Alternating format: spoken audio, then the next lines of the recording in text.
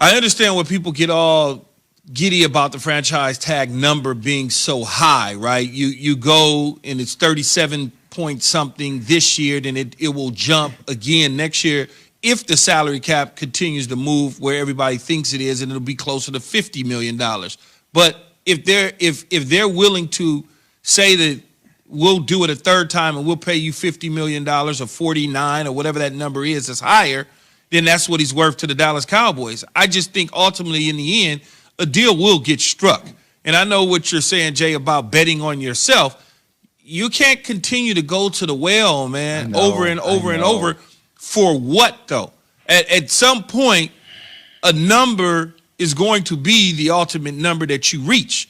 And when you start to do the calculations, okay, so you can get an extra $4 million a year on the open market that over a 4 or 5 year period of time, that's 20-something million dollars, whatever that number rounds to be. Is it worth it, though? Is it worth me putting another 20 million, 24 million, 20, let's call it $25 million is it worth me putting another $25 million in my pocket by pushing to 2022 instead of saying, let me grab this money now and not take the chances on anything happening to me so I can secure my bag rather than risk trying to get more money, which is not going to ultimately be that significant in my life. I know, Keith. I just... But this is, you know this, brother, this is psychological warfare, and we're on the same page with this, because what happens is if I do decide to take, all right, less money and secure the bag to a degree, that means that the Dallas Cowboys have won. I win in a way, but ego is your worst enemy in this when you're negotiating. You know what I mean? And if I'm watching other top 5 quarterbacks get the money that they're getting, I'm sitting there saying, I know my worth. Like Drake would say, right? I know my value. I deserve the same. So, when are you willing to split ways with that? That's the toughest part about doing these type of negotiations for a guy that actually put it on the line and played this year to get that big-time contract. Just real quick before we jump to Dan, my rookie year, I held out for my rookie contract. I wanted a voidable year. I signed a 6-year deal. I wanted it to void in 4.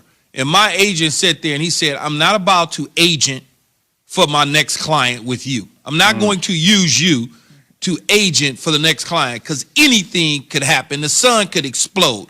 I remember that like it was yesterday. Guess what, Jay? I eventually got to a new contract in my 4th year. I eventually got to a new deal at the end of my 4th year with the Tampa Bay Buccaneers. So it all worked out the way it was supposed to. And I didn't get the void, but I got the new contract.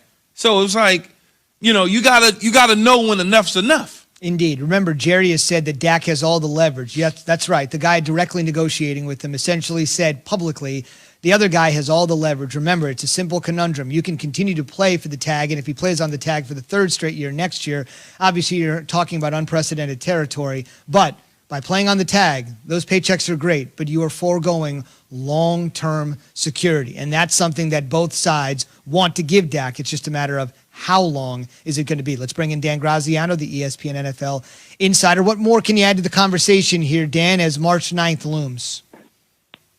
Yeah, there's just not a lot of movement because, they're just the big picture finances of the league are in this holding pattern with, the not knowing what the salary cap's going to be this year, not knowing what that means for the salary cap next year, and, the new TV deals potentially coming in here in the next few weeks. A lot of things could change. So that the Dak deal and other deals that could be happening right now are kind of on hold. The idea that they don't want to pay him, for the 2nd straight year here, it doesn't hold water. Last year's offer was for about $34.5 million a year with $110 million guaranteed. They do want to pay him. They have tried to pay him. The issue is over years. They want a longer deal so they can spread the cap hit out. He wants a shorter deal so he can get to free agency sooner. They've had conversations since the season ended. They know where each other stands. I think he wants to be there. They want him there. They feel like they'll get to it at some point.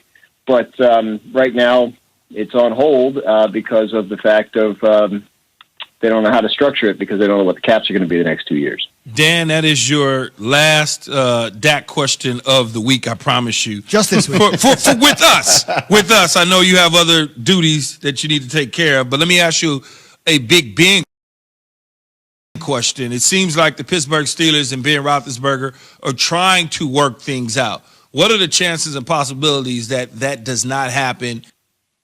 I think it could look silly 24 hours from now. I think the most likely outcome here at this point, based on everything I've heard, is that he stays, is that he's the starting quarterback for the Steelers in 2021.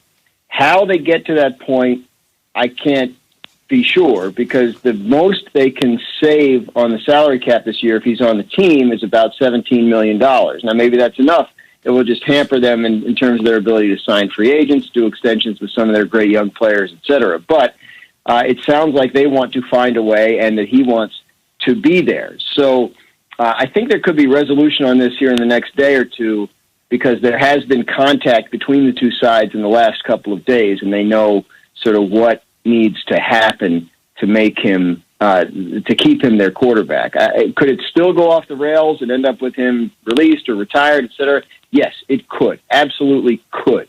But it seems like all the momentum the last couple of days has been pointing toward he stays and he's back, and they build a team around him however they can for 2021. Dan, who is going to be the Patriots QB next season, and why?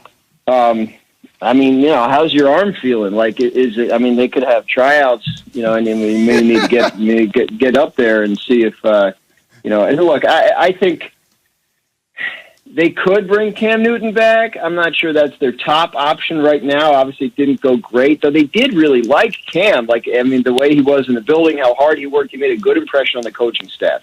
So that's a possible outcome.